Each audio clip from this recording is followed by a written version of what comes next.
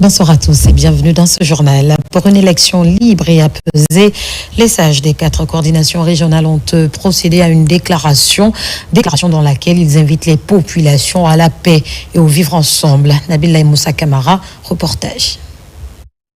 À quelques jours du scrutin présidentiel, la coordination des sages des 4 régions naturelles a fait une déclaration solennelle pour exprimer son soutien aux idéaux de paix pour une présidentielle du 28 décembre 2025. Pour ce faire, les sages des 4 coordinations régionales multiplient les messages d'unité et d'apaisement à l'endroit des candidats et des citoyens. Nous, coordination des 4 régions naturelles, en tant qu'institution socio-traditionnelle, patriarcale, invitons en toute humilité nos filles et fils de Guinée à nos devoirs civiques pour les hauts services de la République. Guinéennes et Guinéens, les sages des 4 coordinations régionales vous invitent à la pratique de la culture de la paix par le vote civique. Voter est un acte civique au service de la nation, à travers la culture de la cohésion sociale pour la victoire de la Guinée. Nous, sages des 4 régions naturelles, félicitons nos 9 candidats retenus pour le scrutin du 28 décembre 2025 et les invitons au fair play avant, pendant et après ce scrutin du 28 décembre 2025.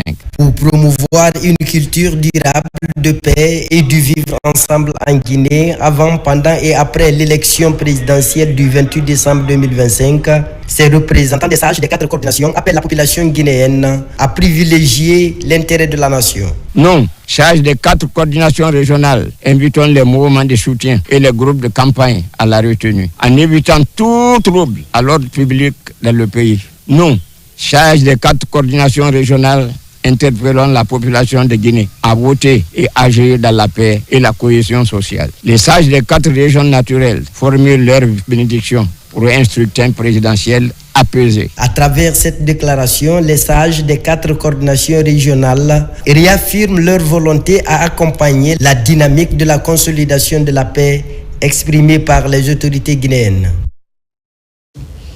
À la baie, fin de formation des stagiaires gendarmes d'escadron mobile d'intervention en self-défense.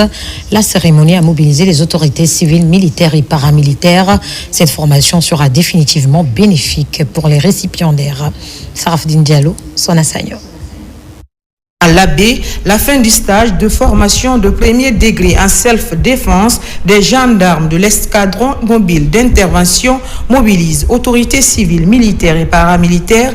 Cette session marque une avancée majeure dans le renforcement des capacités opérationnelles de l'unité. Une formation purement physique et technique, basée sur la maîtrise de techniques de combat rapprochées, simples et efficaces, pour stopper une agression physique quelconque, notamment défense contre les saisies, blocage et évasion, contre-attaque et neutralisation, technique de combat au sol. Je tiens à exprimer ma gratitude au haut commandant de la gendarmerie nationale, directeur de la justice militaire, pour cette initiative et la dotation en équipement pour pérenniser l'entraînement et aux autorités administratives et militaires présentes aujourd'hui ici. Votre soutien constant à la gendarmerie mobile est un gage de confiance et de responsabilité. Après plusieurs semaines d'entraînement intensif, les gendarmes présentent des démonstrations de self-défense illustrant leur maîtrise des techniques et leur capacité renforcée à protéger à la fois eux-mêmes et les citoyens. Chaque action que nous posons doit incarner notre devise. Je vous félicite pour votre engagement, votre détermination et votre sens du devoir. Ensemble, continuons à bâtir une gendarmerie forte, respectée, professionnelle et profondément attachée à son peuple. Les forces de défense et de sécurité de la région de l'Abbé réaffirment leur engagement indéfectible à servir la nation, à assurer la sécurité des citoyens et préserver la souveraineté nationale. Fidèles aux valeurs républicaines, les responsables réaffirment leur engagement à poursuivre ces entraînements afin de consolider les acquis et rester pleinement engagés au service des populations conformément à leur devise, servir et protéger le peuple. Dans un autre registre, l'ONG IDEF vient de tenir sa rencontre annuelle à son siège. L'objectif de ce rendez-vous est d'évaluer les activités de ces différentes structures établies à Conakry. Plusieurs personnalités ont pris part à la rencontre. Des précisions avec Nabila Moussa Kamara. Au siège de la fédération IDEF à Conakry, les directeurs des structures affiliées se retrouvent pour leur rencontre annuelle. Objectif, faire le point sur l'évolution des activités menées en Guinée, notamment à Conakry. La cérémonie réunit plusieurs responsables religieux venus du pays et de l'étranger. IDEF a plusieurs sites en Guinée, donc il faut un jour comme ça, un jour appelé, un jour annuel, un jour IDEF, pour qu'on puisse se rencontrer, se fraterniser et se rappeler des prérogatives que nous avons. La mission dont nous gérons pour qu'on puisse échanger des idées pour une nouvelle année et se donner des conseils pour bien réussir notre mission. La vocation d'IDEF est de servir l'humanité en améliorant les conditions de vie des uns et des autres, surtout les démunis. Biz buradaki arkadaşlarımızın çalışmalarını il y a l'arabe qui a enseigné, il y a le Coran qui a enseigné, il y a le français qui est enseigné en Guinée, et tout ceci construit par IDEF. Donc il ne peut que remercier, comme on appelle, tous ceux qui participent à réaliser ces projets en Guinée. Depuis plusieurs années, l'IDEF investit dans la formation du capital humain. Grâce à des approches éducatives adaptées, de nombreux jeunes acquièrent de nouvelles compétences intellectuelles. Un engagement qui appelle aussi les parents à s'impliquer davantage dans l'éducation de leurs enfants. L'engagement citoyen, au-delà de l'engagement citoyen, la recherche de la connaissance. Donc les deux volets vont donner nécessairement naissance à une question de réussite chez les enfants, chez les jeunes. Au-delà des enfants, c'est de veiller à ce que les parents encadrent bien comme il faut les enfants. En islam, l'islam est bâti sur le bon comportement. Cette troisième édition, rythmée par des émulations intellectuelles d'élèves et de responsables d'établissements, s'est achevée par la remise de satisfecit.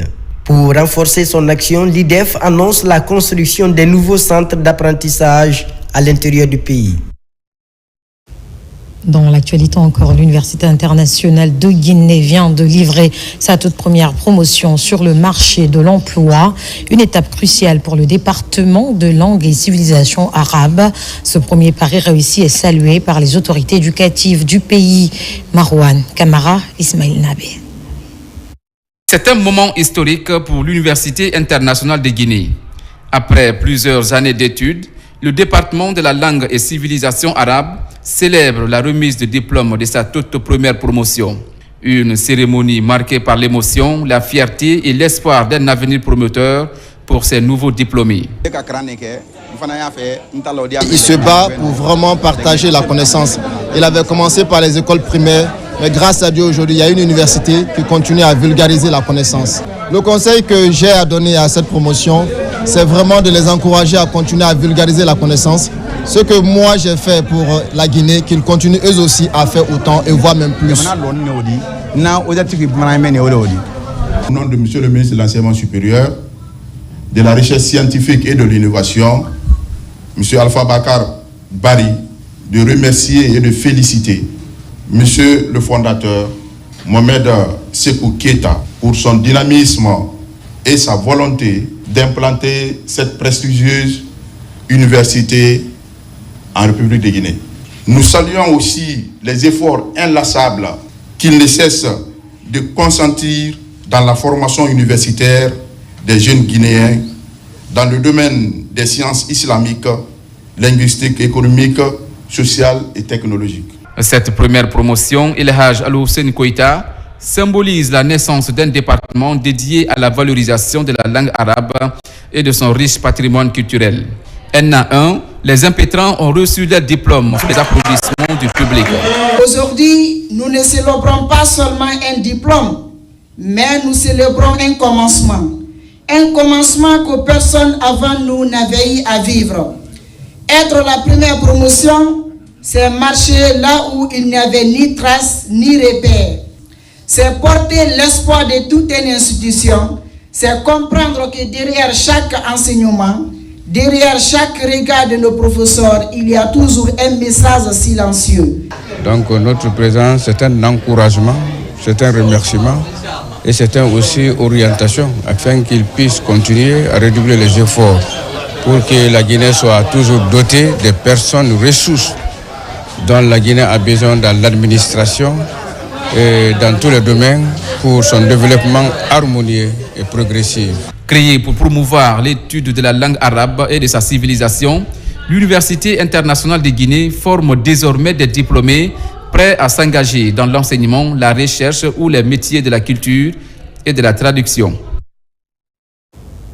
Salubrité de la ville de Conakry, l'artiste Black M en fait son cheval de bataille à travers sa structure Destination Guinée.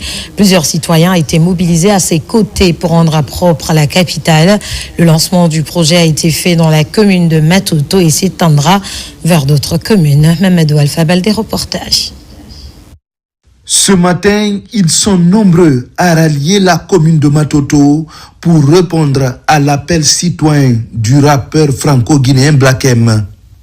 Loin des salles de spectacle, la star et ses fans se mobilisent pour l'assainissement de la commune. Sur le terrain, on transpire. On est là pour montrer les gestes qu'il faut aux citoyens pour rendre la ville propre. On commence par une partie, on commence par Matoto. Chaque chose a un début. Là, ce que je fais, c'est pour montrer aux gens l'exemple. Tu vois, c'est pour montrer aux gens l'exemple.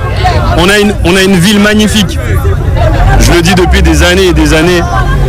Et au bout d'un moment, il faut agir tout simplement. Que bonne citoyenne guinéenne, je pense que nous n'avons pas besoin qu'on nous fait un grand appel pour pouvoir venir assainir notre environnement. Chaque personne a le droit de protéger son environnement, a le droit de faire un impact qui peut faire un changement dans la gestion de nos déchets plastiques aujourd'hui en Guinée. Des caniveaux sont débouchés, des zones insalubres sont nettoyées et les ordures évacuées. Depuis hier nuit, ils sont commencés. Hier nuit. Et monsieur le président de la délégation spéciale, lui-même était là. On a commencé hier nuit, 23h jusqu'à 4h du matin. Ils sont commencés. Les matins là encore, ils sont venus. Donc on est très satisfaits. À travers Destination Guinée, de nombreuses ONG et autres structures ainsi que les autorités locales ont participé à l'opération qui n'est qu'à son début, selon les organisateurs. Et le monde, c'était que tout le monde nous voit en train de ramasser, en train d'agir contre ce combat qui est ce fléau. Et on est super heureux que tout le monde ait répondu à l'appel. Je lance un appel de conscience. C'est la mentalité qui doit changer. Ça n'arrêtera jamais, jusqu'à ce que toute la Guinée soit propre. À travers cet engagement citoyen, Alpha Diallo, du nom de scène Black M, entend sensibiliser, éduquer et favoriser l'émergence d'une société éco-responsable, résolument engagée pour une capitale propre au quotidien. Je vous invite cette fois-ci à suivre ces déclarations du grand imam de la mosquée Faisal relative à l'organisation d'une cérémonie de lecture du Saint-Coran suivie d'une conférence islamique ce vendredi 26 décembre 2025 après la prière de 14h à la grande mosquée Faisal. Alhamdulillah Rabbil Alamin wa sallallahu sallama wa an'ama ala nabiyyina Muhammad wa alihi wa sahbihi wa sallam. Madame et messieurs, chers amis guinéens, salam alaikum wa rahmatullahi wa barakatuh. On est là aujourd'hui pour faire un communiqué à l'intention de tout le monde dans la capitale de la République de Guinée qu'il y aura une cérémonie de prière et de conseil pour la paix, pour quiétude sociale, pour l'unité nationale à l'esplanade de la grande mosquée Conakry, sous haute autorité du secrétariat général des affaires religieuses, la rencontre est nationale et internationale car il est invité à assister à cette cérémonie notre frère, ami de Congo Saïr, Abdelmajid Kedessa, Imam Saadou Diallo et l'imam en Amérique, M. Amidou Brité, l'un des grands imams de Côte d'Ivoire, M. Abdoulaye Koïta de Mali, Bamako. On invite tous les imams de la capitale de venir demain, vendredi, à partir de la prière du vendredi, 15h, 16h, pour écouter l'intervention des différents savants qui viendra nous assister, nous aider, pour que la Guinée traverse cette vote dans la paix, dans l'entente, dans la stabilité, pour que nous reçoivions des personnalités là. Nous voulons que tout le monde vienne à côté de nous pour recevoir les grands patrons qui viennent là, pour prier pour la Guinée, prier pour notre patrie, prier la paix de l'Afrique et pourquoi pas dans le monde entier. Salam alaikum wa rahmatullahi wa barakatuhu. Pour finir, à quelques jours de l'élection présidentielle du 28 décembre, la sensibilisation des citoyens se multiplie dans tout le pays. Cette fois-ci, la ministre de la Promotion féminine, les fils ressortissants de Kaloum et autorités locales incitent les populations à massivement voter le jour du scrutin dans la paix et dans le vivre ensemble. Moussa Bangoura nous fait le point. L'élection présidentielle, c'est dans quelques heures. Pour une meilleure compréhension de ce scrutin, le porte-à-porte a été fait dans plusieurs quartiers de Kaloum. Des sensibilisations ont été faites pour un vote massif. Aussi, l'appel est lancé à tous à la mobilisation des cartes d'électeurs afin de mieux s'acquitter de son devoir civique. Partout où nous sommes passés, les gens ont leur carte d'électeur et il y en a qui savent, 80% savent comment voter. Maintenant, ceux qui ne savent pas voter, nous avons laissé des spécimens en expliquant comment il faut faire et comment expliquer aux autres habitants des différentes concessions comment voter. Partout, dans les foyers et ménages, des explications ont été données à chaque mère de famille. L'idéal, comment exprimer sa voix sans fausse note. La sensibilisation a donc porté sur comment voter utile envers le candidat que vous jugez utile pour vraiment conduire les destinées de ce pays. Donc ce que nous dirons comme message, c'est que le 28 décembre, que la population sorte massivement pour exprimer leur vote citoyen. Et c'est un vote responsable qui est demandé à tout un chacun, dans le calme, dans la cohésion et dans l'esprit bon enfant. J'appelle tous les citoyens du pays de venir voter massivement le jour de l'élection. Et c'est ça qui compte. Avec cet engagement citoyen, les initiateurs prennent la paix, la cohésion et le vivre ensemble pour que ces échéances électorales se passent dans le calme et la sérénité. C'est la fin de ce journal. Merci à tous de l'avoir suivi. L'actualité se poursuit sur nos antennes. Au revoir.